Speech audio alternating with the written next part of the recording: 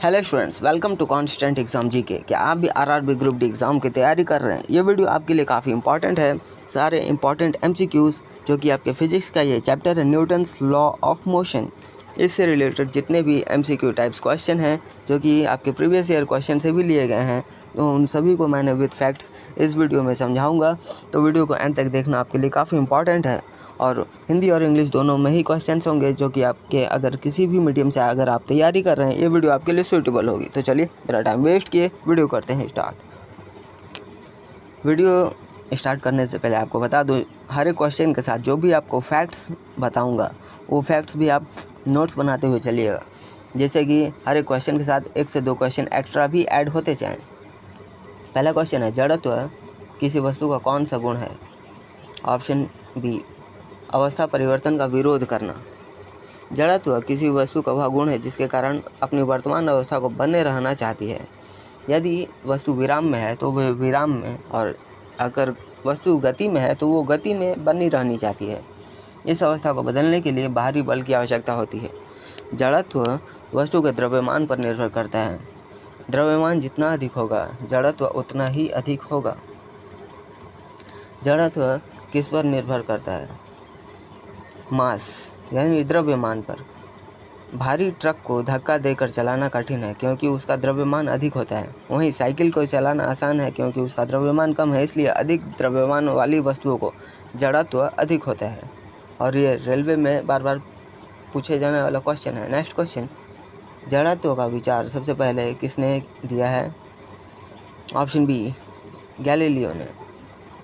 बाद में न्यूटन ने इसी पर विचार अपने प्रथम नियम में शामिल किया, इसलिए गैलीलियो को आधुनिक गति विज्ञान का जनक भी कहा जाता है। ये इतिहास से जुड़ा भी महत्वपूर्ण प्रश्न हो सकता है आपके लिए। किस वाहन का जड़त्व सबसे अधिक होगा? तो मैंने आपको बताया भी है, ऑप्शन डी, ट्रक, क्योंकि इसमें द्रव्यमान सबसे अधिक है तो ट्रक इसमें अधिक जड़त्व वाला वाहन होगा। नेक्स्ट क्वेश्चन, जड़त्व किसके समानुपाती होता है?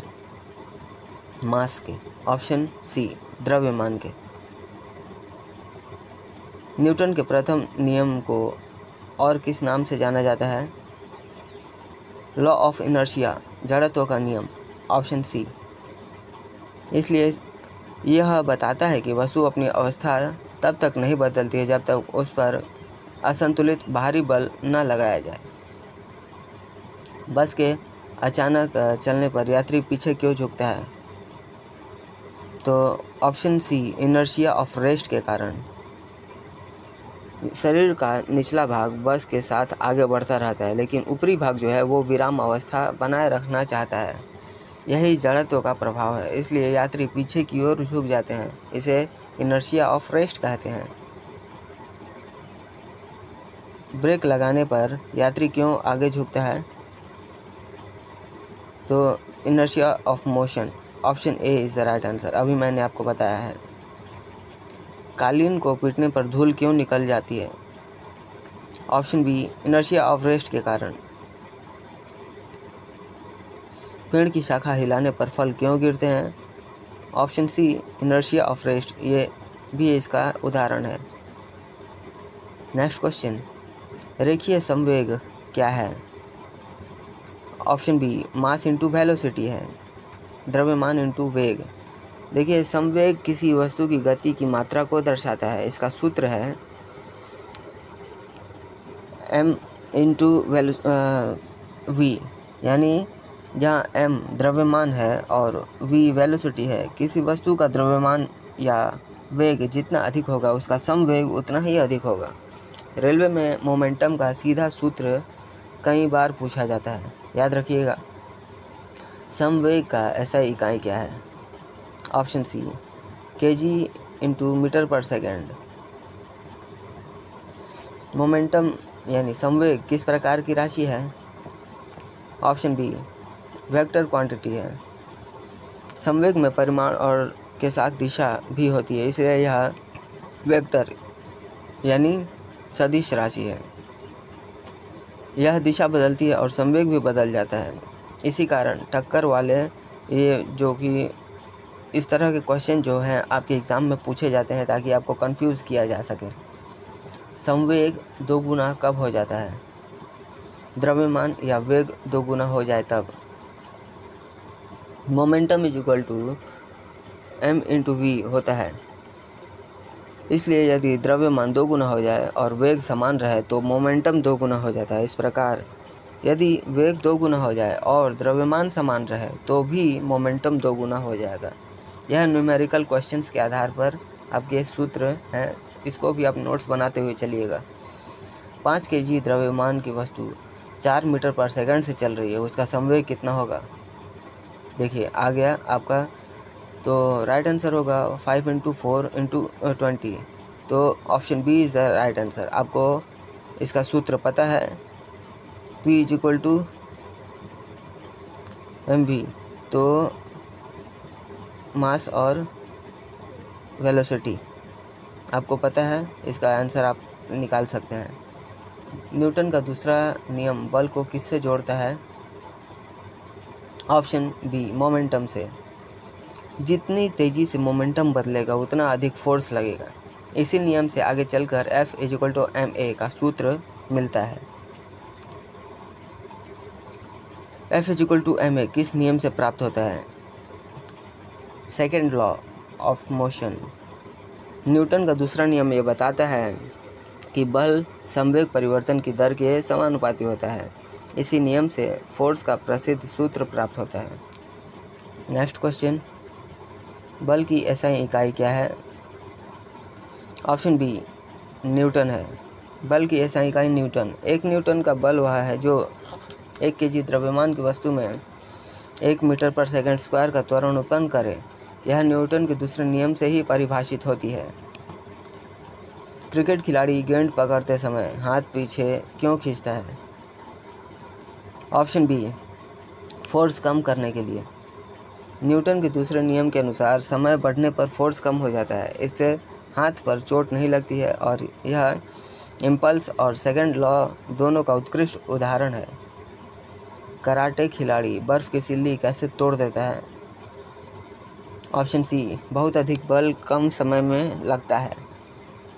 कराटे खिलाड़ी बहुत कम समय में अत्यधिक बल लगाता है, इससे बर्फ़ पर बहुत बड़ा प्रभाव पड़ता है और वह टूट जाता है। यह न्यूटन के दूसरे नियम और इम्पल्स की अवधारणा से जुड़ा हुआ। नेक्स्ट क्वेश्चन, न्यूटन का तीसरा नियम क्या कहता है?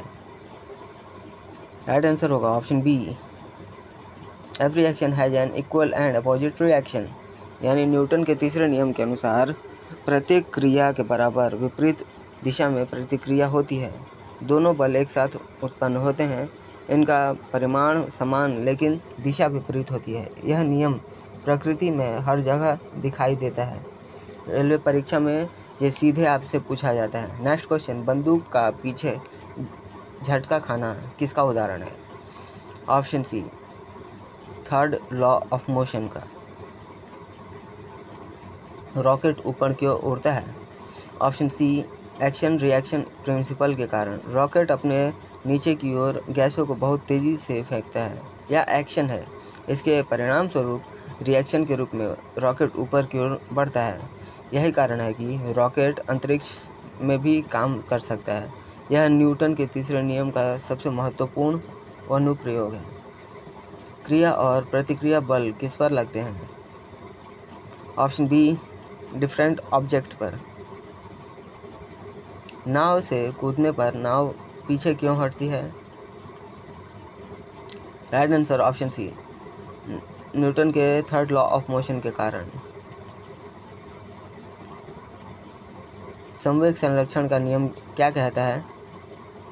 Right answer option C, total momentum remain constant in an isolated system. संवेग संरक्षण के नियम के अनुसार किसी बंद प्रणाली में कुल संवेग हमेशा स्थिर रहता है। टक्कर से पहले और बाद का कुल संवेग समान होता है। भारी बल न होने पर यह नियम लागू होता है। रेलवे में इसका सिद्धांत और न्यूमेरिकल्स दोनों ही पूछे जाते हैं। नेक्स्ट क्वेश्चन, बंदूक की प्रतिक्षेप वेग किस नियम से समझाई जाती है?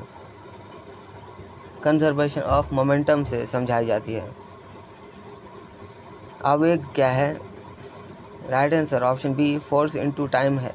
Option B is the right answer. आवेग की एसआई इकाई क्या है? Option C newton second. देखिए impulse is equal to force into time होता है, इसलिए इसकी एसआई इकाई न्यूटन इंटू सेकेंड अर्थात एन इंटू एस होती है। इसे केजी इंटू मीटर पर सेकेंड के रूप में भी लिखा जा सकता है, क्योंकि यह मोमेंटम चेंज के बराबर ही होता है।